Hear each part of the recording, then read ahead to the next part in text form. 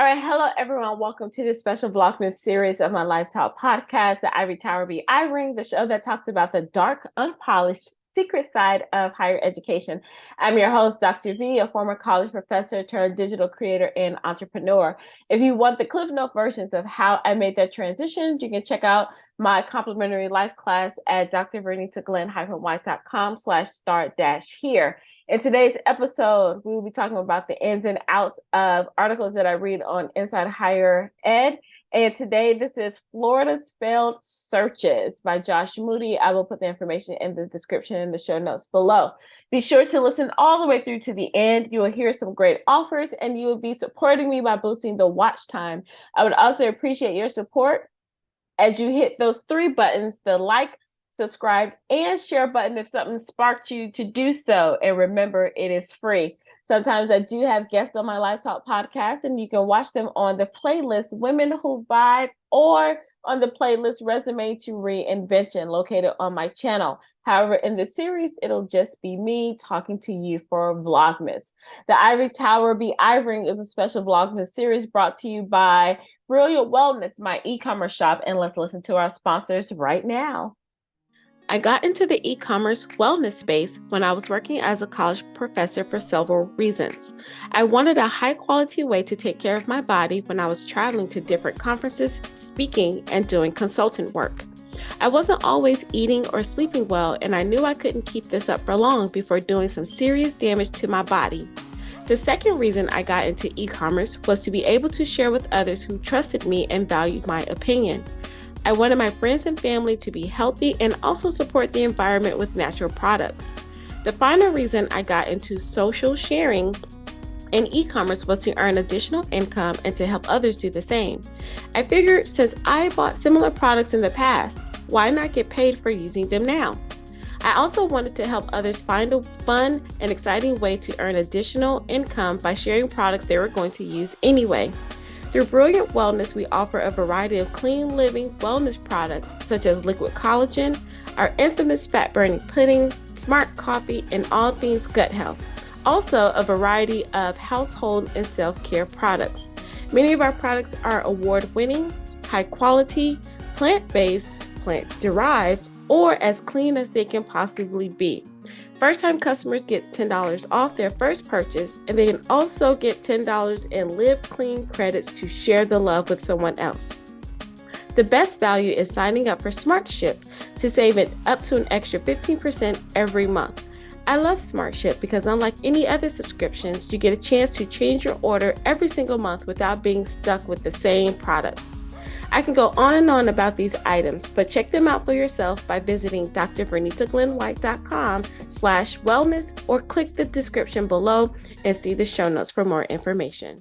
All right, welcome back. Hi, everyone. So we're going to talk about failed searches, especially in Florida. And if you don't know what a failed search is, we're talking about hiring for administrative positions and the institutions, universities, and college. In this case, universities, particularly in Florida. When the reason why these are getting so much attention is because these are for the president or the provost or chancellor, and it takes a lot to get people to prepare candidates and to start the hiring process. So if you watched any of my other videos, or if not, how a faculty member, how we get hired is it's a year out in advance. And you have to have your teaching statement, your research statement, sometimes your scholarship activity, like what you've been writing, conferences you've been to, your research agenda, and then if you have any grants, and then your service, if you've done work in the community or at an institution, if you are transferring. So it's a year out, and then you submit your applications along with the application that's attached to the university. So all the stuff that I just named, that comes into your document, your CV. Then if you are going on a tenure track and you're switching positions, they want to see a proof and record of that. And then you get an interview. Then the interview could take place the first interviews are usually phone or some kind of virtual situation going on. Then if they like you, then you go and have a campus visit. And on a campus visit, which is a big deal, they pay for you to fly out there, stay It's usually a 2-day event, but you'll probably be there for 3 days. But sometimes it's a turnaround trip, and it's a 1 day. Well, for most faculty, it is a 2-day event. I'm getting ahead of myself. So then you do some demonstrations on campus. You go around, meet everybody in your department. You meet the administrators, like your dean and things like that. They, show you the activities on campus, some of the classes you may have to do a teaching demo and things like that. And then they bring you back. And then if they like you, then you have a panel discussion. And then you go into negotiations, you get hired. So you do all of that a year in advance. Now, that's just to be a professor. To be, I'll say, a dean and up requires a lot more. So you have an entire search committee, which includes faculty member from across the university. So they like different perspectives. Then, depending on the level, you would include board members. And I think starting at the dean level, I think you do include trustees. That's what I meant, trustees. But really at the provost, chancellor, and president level, you definitely have the board of trustees involved in that situation. So I just want to give you that background on why is it such a big deal for them to announce that we have a failed search. And the failed search means that the position is not full, whether it's somebody backed out, they stopped the search, or the candidate is no longer interested, or yeah, we'll get into that. So the main schools in this article was the Florida Gulf Coast University and the University of South Florida. Go Bulls. That's where I went for undergrad.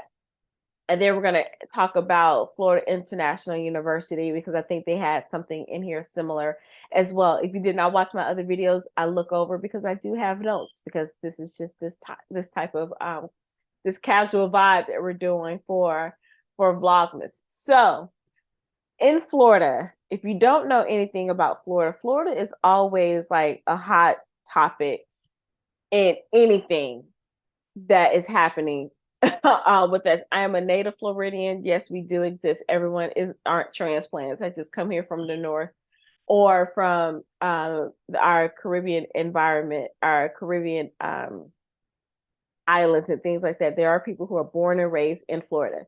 So when I saw this come across, I was like, oh yeah, we must talk about this. And plus I have experience in these areas as well.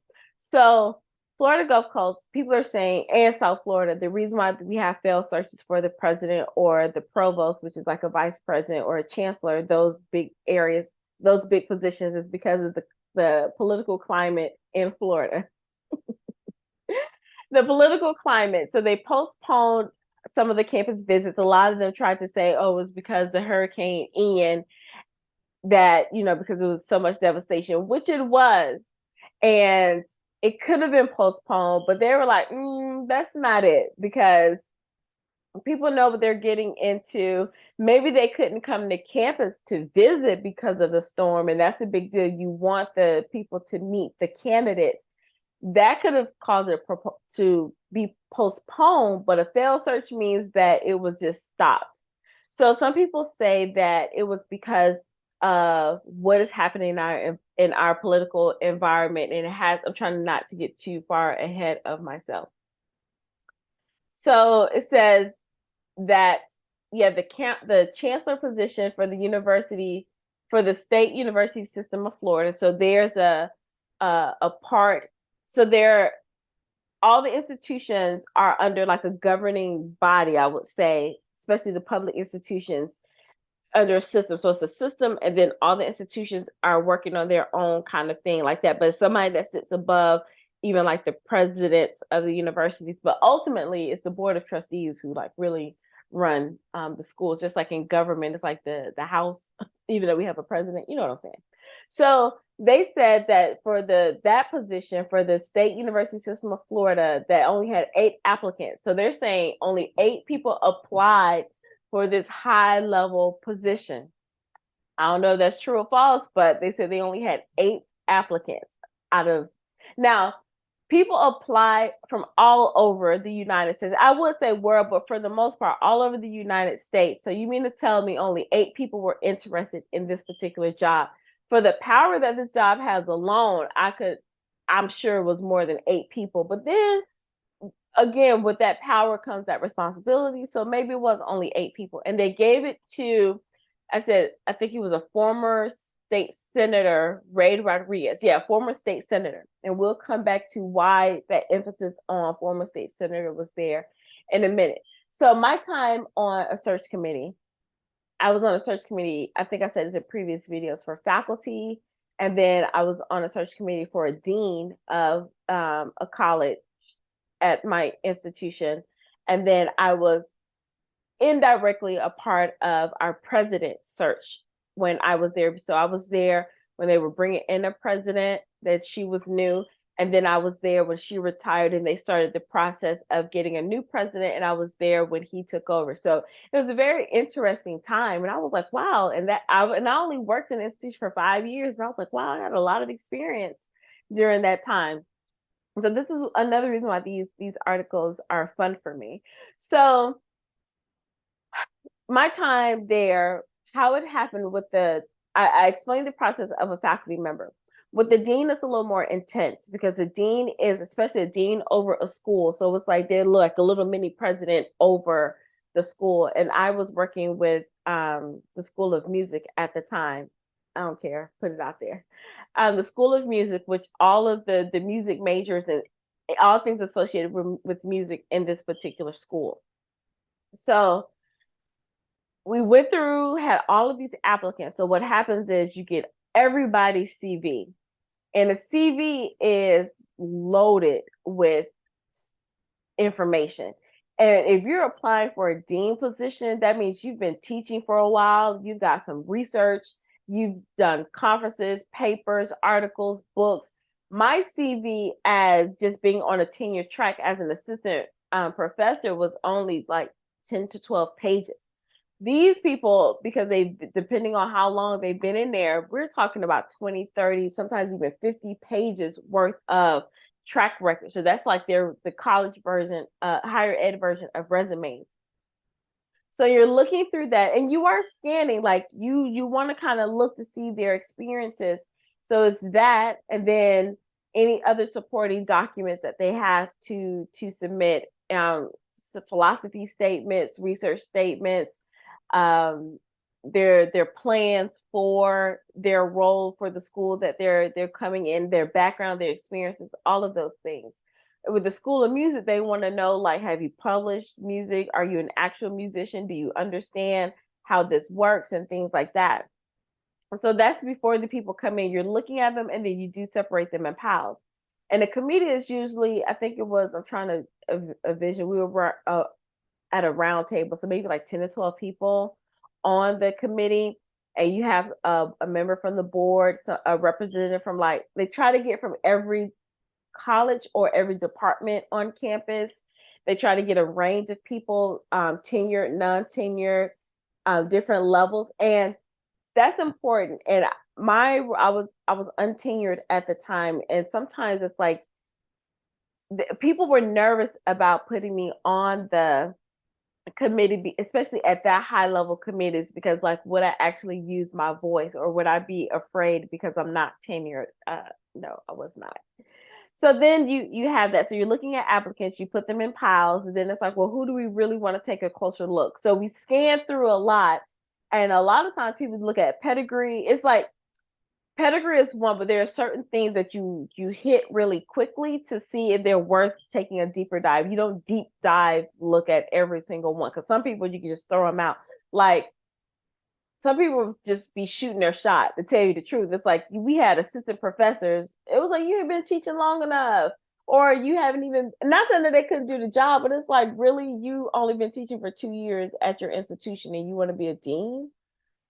Not saying that you couldn't, but it was like, yeah, no, especially, you just have to know the institution. I don't want to say that they couldn't do the job, but no, you want somebody that's tenured in there. Not saying that they have to be, but yeah, I won't get too deep into that. But we were looking at people like, yeah, no. So then we take a deeper dive and we look at the people, then we rank them and we look at things like that. And it's like, well, and then it's a numbering system. And then we say, well, who do we actually want to interview? Like, video interview. And then that pool gets smaller. And then to say, well, from there, um, who do we want to bring to campus? Or at that time, we didn't bring people to campus because it was like so quick. So we had to go down to an area, to an airport, stay at the hotel because the candidates were coming in at the hotel. It was like turnaround trip. They were there, they interviewed with us, and they were back on the plane. And it was 2 days of that. So we were able to stay for 2 days, and the candidates were in and out, in and out. So, and they're used to this. So it wasn't like rude or anything, because they may have interviewed with us on a Tuesday. And then when we fly them back out, they could be going to another school by Wednesday night, be ready for Thursday morning, or however the flights were. So they're used to that. So then you get your candidates, and then it's like the ones who you really, really like, we see like, well, can you actually come on campus now? Like, we had your interview at the airport very quick. Can you now come to campus and let's sit and talk with you if we decide to do that? In our situation, we didn't pick any of the candidates. And I'm gonna be honest, I just truly believe that they wanted somebody in-house. Like, they liked the person that they had as interim dean, and instead of just saying that, they went through all of that to say, because I mean, in a way, you do have to do that. You have to put it out there that we're looking for someone. But I'm like, y'all just bring the person in if y'all knew y'all wanted to do this. But whatever. I believe they had some strong candidates, but I don't think the institution was ready. They weren't ready for a a woman. I'm gonna put it out there. They weren't ready for a guy who was of Latin descent, and it was some things that was said that how I knew, and I was very vocal about a lot of things. We'll get into that and right after this message from our sponsors. And this special Vlogmas series is brought to you by the Money is a Vibe membership. We all have some sort of relationship with money. Some love it, some fear it, some hate it, and some enjoy it, while others see it for what it really is, a tool. I've been in each one of these categories before, but now I can say that I know money is a tool that works for me, and I enjoy telling it what to do. However, it hasn't always been this way. I've always been a great saver and budgeter, but when I became a dualpreneur and then later a full-time entrepreneur, I needed to shift how I thought about money. I no longer had a salary to rely on. I had to start seeing myself as a magnet to money, whether it was going back to a job or staying in my own business. I had to unlearn and learn a lot about money in this new space. I am grateful for Dr. Tracy, who has been my business coach and now my secret money mindset whisperer. Yes, a mouthful. We have a tight community, but it would be selfish of me not to share this amazing experience. Dr. Tracy is a living example of how money truly is a vibe. Check out her membership using my affiliate link below. I encourage people to go all in for at least 90 days, and then you get to decide if you want to keep going. But this isn't your average community. Dr. Tracy gives so much practical and energetic knowledge that you can't help but to shift your mindset and your relationship with money.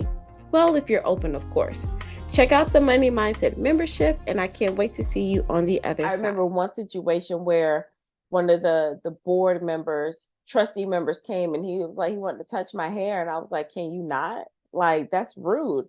And then he was like, well, why is that rude? I said, one, because you're a man and you're touching a woman without me asking. And two, it's just rude to be in my personal space that way. And then he was like, well, aren't we touchy? And he was a millionaire too. So some people were like, oh, he has the power. And I'm like, I don't care. First of all, I'm the only Black person on this committee. And anyway, and I'm the youngest one, probably by 20 years. So y'all leave me alone. And then he would say things about, I mean, it was so racist. I ain't even gonna lie. It was so racist. And then he was like, oh my gosh, why we gotta have it like a diverse population? The word diversity is such a dirty word. It's like, why can't we just focus on diversity of thought? And I was like, yeah, that is a such thing as diversity of thought, but let's be real. We need other types of diversity up in here.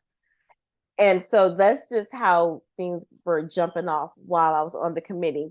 There were also things like, so when one of our candidates who had an accent, And people are like, oh, it's going to be so hard to hear him. And I was like, I went to a lot of my undergrad and my PhD, because my undergrad and PhD both have a mathematics degree. So a lot of my mathematics professors were not, English was not their first language, and I made it through.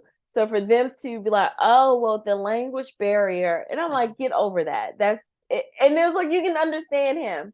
And then one lady, oh my gosh, she was like, well, I understand the struggles of language barrier, because I think she was like, because I'm from the South and I have an accent and something, she was just trying to compare. And I was like, man, that is not the same thing. No one discriminates against you because of your Southern accent at this institution. So it was just like little things like that. Oh man, I should like had a diary of things. If I sit down long enough, I can talk about a lot of things that happened in that window. It was a great experience, but it was an exhausting experience, to say the least. So I gave you all of that backstory because these are some of the things that take place on search committees. Like, you got people with all kind of views and everything like that. I also remember that we had to bring in a consultant for one of the another position, because they kept saying it was a failed search. And it was like, no, you're not opening up your pool big enough to get qualified candidates. And that's why or not even qualified candidates, a diverse number of candidates, because the committee writes a description of what they're looking for. And they put it in a way where a lot of people will read it and be like, oh my gosh, I have no chance of doing this, so I'm not going to apply at all. Then you got some people who are just that confident, was like, I'm applying anyway. And then it's like, if they meet like majority of the requirements, they're in there. But then it's like, if they pass more than people thought they would, then you really start digging deep and start scratching people off. It can get ridiculous. So we had to pay the university paid thousands of dollars for this diversity consultant to come in and talk about how to open up the pool of people to get the applicants, because you put it out there. It's a certain window of time that you have to get people enough time ready to search and look, and then it's like, what are you writing on the description, to bring people in? Because it's a lot of unconscious and conscious biases that take place. So again, all of that to talk about how a search can fail even before it gets started. So that was my time being on the committee. So it's like they're small committees, but they're still powerful committees, and we still have to give the people the faculty updates and the faculty senate updates about what's going on. But ultimately, it's like the faculty has a say, and then the board has a say. So on the one hand, it can be politics, but I want to show a different light. Like, sometimes politics the state politics may not have anything to do with it. It could be institution politics. Now, getting into the state politics, that was like the second point.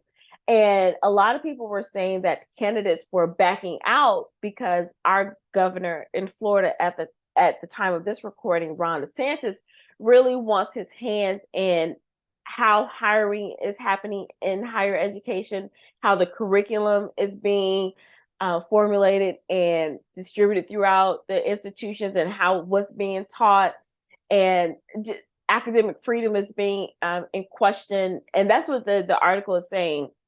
Now, I haven't taken a lot of time to see what Ron is doing in higher education, but I know that it was a big deal about what he had to say for K-12. And if you know things about critical race theory, cultural responsive teaching. I got my CRTs mixed up. It's a CRT, one of those. Do better, Dr. V. It was one of those.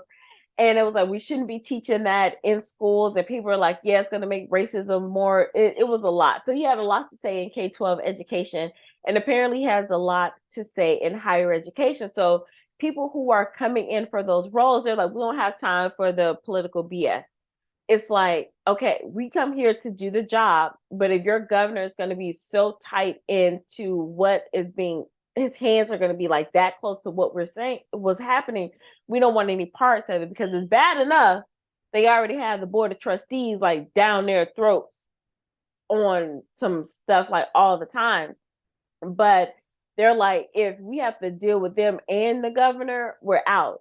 So a lot of candidates will pull back when they start looking at that. But then it does take a strong candidate to be like, we don't care what the governor said. And I've seen presidents who go to battle for their schools because they're that confident, they're that strong, they're that competent, and they know what's best for the institution, and they know when to hold them, they know when to fold them, fold them, let them go. Whatever the Kenny Rogers song is, my mom used to say. So there are some like that, but the way things are happening, the pressures of, because here's the other thing. When you're the president, provost, chancellor, at those high levels, especially with the School of Florida, you do have to deal with a lot. Natural disasters, that's one big thing. What else? Anything that we have a lot of ties. I mean, a lot of institutions have ties with K-12, but we have like really big ties, like us in Texas are big like that. And then just a lot of ins and outs that people really don't understand about, because when you about being in that role, because you are now, you're not just here, oh, I'm here to help all the kids learn. Not at that level. It is a political position. You're in charge of raising money, being over millions and millions of dollars of funding, and depending on what schools, you're billions of dollars of funding, and we're not even getting into endowments. I didn't talk too much about that um, in the other video, but when money comes into the institution, the president has to have a say in that. So it is a lot. So people who were in these. Oh, and then another thing, he has control. I said the control of the curriculum, and some of these candidates are like, no. So for Florida Gulf Coast, they had 125 applicants to be, what was it, to be the presidential finalist, and that's pretty good to be. That's pretty good, and I'm only saying that's pretty good just thinking about um the process and to get that many people. No, oh, I read that wrong. I'm sorry. Three candidates came out of a pool of 125. I thought they had 125 um, good qualified candidates that they said, but only three were finalists. And I mean, you do want to narrow it down. I would have liked to see like how many actually made it to the different rounds, because you know you don't want 8 finalists and then it's, you do want to narrow it down. But from coming from 125, that's pretty good, because sometimes you may get 50, sometimes you may get 25, and it's like, no, you need to open up that pool. So I think that's pretty good. Some people may agree or disagree. Now, some of them backed out. Now some of them say that people backed out, and some of them say that the candidates dropped out. But then this is the thing that they like to throw out: oh, we don't have enough qualified candidates. And sometimes that's BS. One, it's like, you're not going to have so many people. One, you need somebody in these roles, and instead of y'all just being honest about who y'all want in these positions, because you have to open it up. Sometimes they'll say, oh, we have a failed search, and they'll put in the interim somebody who was already at the institution working there. And it's like, oh, we just can't get anybody. And then that'll give that person time to build up whatever they need to. And then they can go through the formal process for the next round, which is like, okay, because they have to go through the process. Well, they should go through the process so they can be officially named that role instead of being interim. So then when they say failed search, and it's like, no, truth be told, y'all can say y'all were unhappy with the candidates. And that's what some of the people said on this one for Florida Gulf Coast. It says, we had a member of the board of governors who was quite outspoken about the quality of the candidates. And that's the thing, like, and it could be a number of things. It's like, well, the gender, ethnic background, experience, or how did you get this far, or I wanted my friend and I thought my friend was going to get it, but the committee said otherwise. So then they can say the quality. But here's my thing. Sometimes when they write up these job descriptions and the roles and responsibilities that this person has to take on, and then considering the times now that they have to take on, the people who are on these committees, it's like, you probably wouldn't be qualified for the description now. A lot of them have been in their roles 10, 15, 20 years where things were quite different. And if they had to apply, then they wouldn't make it. And the reason why I bring that up is because it's easy if you're in your position, like, oh, I don't like this person. Oh, they don't meet this and they don't meet that. But would you? I know when I was going for tenure, I never looked at my institution standards for tenure and promotion because it's like, why would I just settle for here? I would look at like the University of Florida. And I could have chosen any school, but I was like, well, Florida, like who's in Florida? What's our top school in Florida? Let me look at the University of Florida and let me look at their requirements and let me set my standard there. And that's what I was aiming for. So I could surpass my requirements. And then that way, if you want to argue, and it was like, well, you can't because I didn't follow your rules. I said that to say is a lot of people, by the time they get to applying at these positions, they're not dumb people. They've looked at what it takes to go to a top institution. And even if they may not go apply at a top institution, they've been putting their things together. Like you don't just wake up one day and, well, some people do. I did one time. I was like, I want to be the president of a university. But even if they did, it still takes years to build up what you need to be able to get an interview, right? So when they're talking about, oh, the quality of the candidates, a lot of times that's BS. That is BS. We're going to hear one last word from our sponsor before we end this podcast. Dear game changer, life changer, mover and shaker, you have the positions, titles, degrees, and status. You've done all the things and you've done pretty well for yourself. You're already good, you're already great. Now it's time to be phenomenal. Are you ready to design a bigger life than you can imagine? Are you ready to embrace a new, better side of yourself? Are you ready to expand what's impossible and live bolder? Well, it's time to activate your untapped superpowers. It's time to cultivate what's already inside of you, and it's time to elevate your potential and possibilities. Welcome to the School of Brilliance with Dr. V, a high-end advice company specializing in life transformation for the powerful professional, the elite entrepreneur, and the overall high achiever. We help you create dynamic and custom life plans, business curriculum, or a combination of both to help you expand and dominate every area of your life. Dr. V's mission is to help you embrace your brilliance and expand your life by operating in your true identity. Learn the best ways to work with Dr. V and her brilliant team by visiting drvernitaglenwhite.com/workwithme or check the description and show notes below. So when I said we were going to get back to that former senator who became the chancellor, a lot of times these board members want political people in these positions. More and more former politicians have been placed in roles of president, provost, or chancellors because of the power and the connection. My friends are wealthy. Are you going to donate to this? Or we know a grant is coming up. Who do you know that's at this office at the government agency who can pull some strings? Oh yeah, it gets real deep, and people be like, oh my gosh, oh, I didn't know that was true. Yeah, so they're playing chess moves when they're hiring roles like this. And then it's like when you put certain people in these roles, and then it goes down like to the faculty.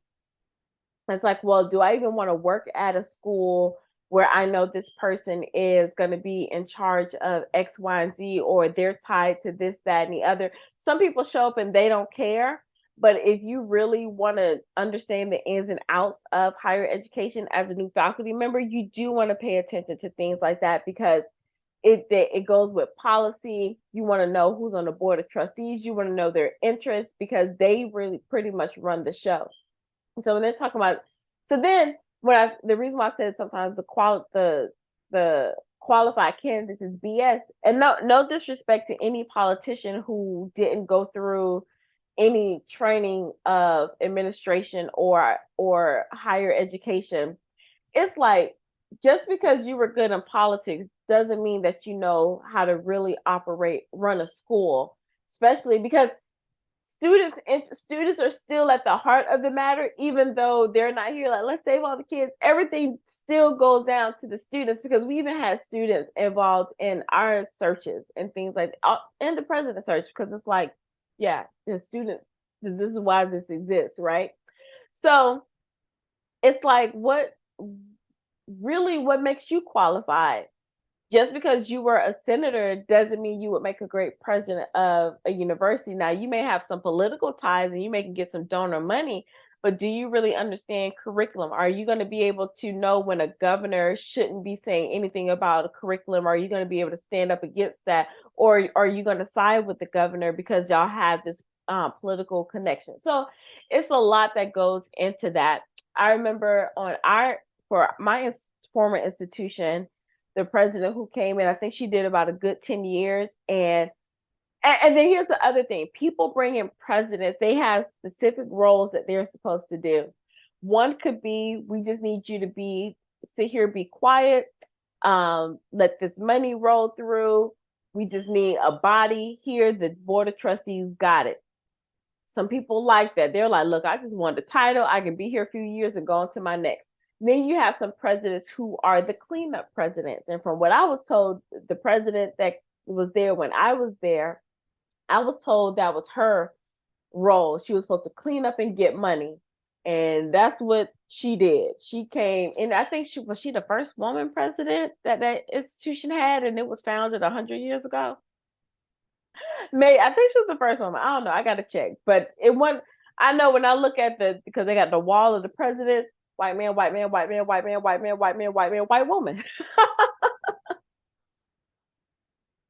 All right, all right. Oh, before I finish that thought, going back to the dean search, another reason why people are, you know, when it starts talking about those positions as deans and who gets those roles and who don't, is once you become a dean, then you definitely have a shot at becoming provost, president, and things like that. So it's another power move. So if I can stop you at not being a dean, then I can stop you from going into those higher positions. So I just want to put that out there. But anyway, so I was told she was the cleanup president, and I don't want to say she got rid of a lot of people, and a lot of people left. She brought in a lot of deans who had different views and were more open to diversity beyond diversity of thought.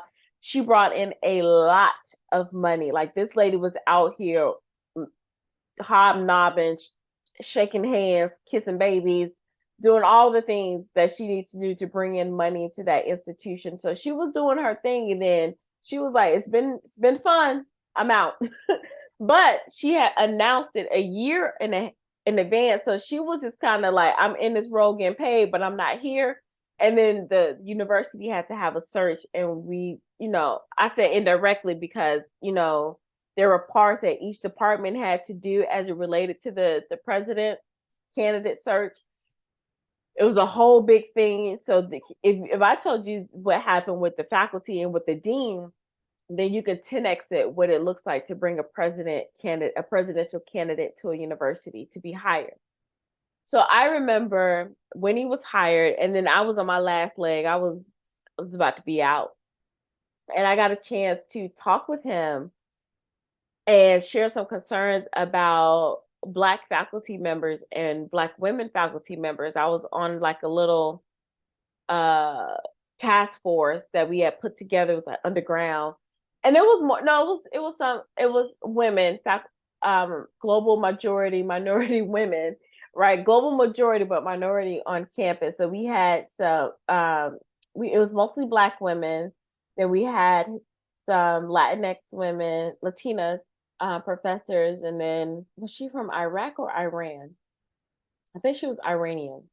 Yeah. So we had some it was a little diverse group.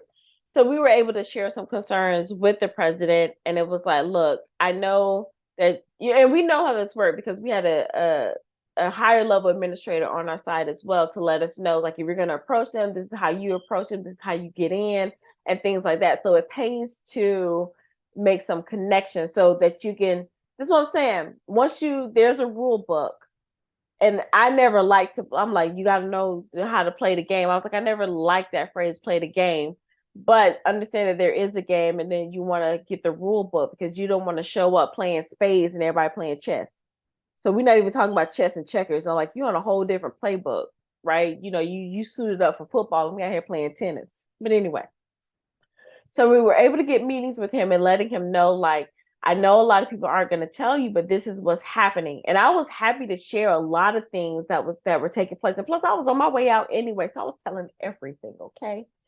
And he was listening, but then we also knew that he was, and he said it kind of sort of like, there's only so much I can do without taking it to the board, but I'll do what I can in my power. And that was still like, I'm glad you said that, because that is so true. You reckon you're not going to give us this false hope because you recognize your limitations. And it really didn't go that far, because we had one rogue person who just took it to the extreme and it blew up in our face, and the president didn't want to talk to us anymore. Then I was like, I'm out. I can't be a part of this. I'm all for taking charge. I'm all for like lighting the fire on the bridge, but I ain't trying to burn the whole school down. You know what I'm saying? Especially in something like this, where I was like, I don't even plan on being around to watch it burn if we're gonna set it on fire. But I'll spark a match, like I'll burn a bridge, but I ain't gonna burn up the whole school. And that's just metaphorically. I don't need nobody coming in talking about she a terrorist or anything.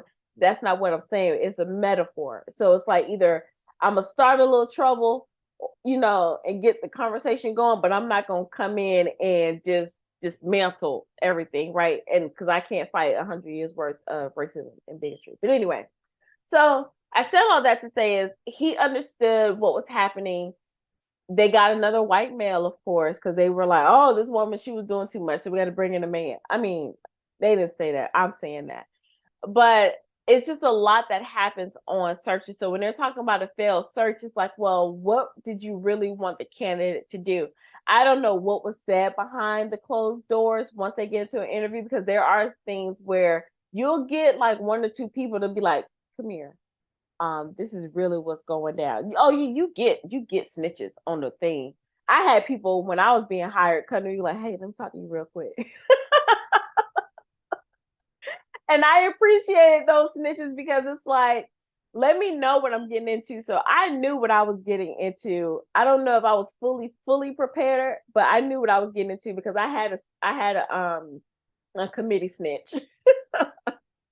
So we don't know what was said behind those closed doors to why the search was failed, because somebody was like, well, maybe I want you to be the cleanup person. And that person was like, I'm not doing this. Or I want you to just be in a position and keep your mouth closed. And that person was like, I'm not going to do this.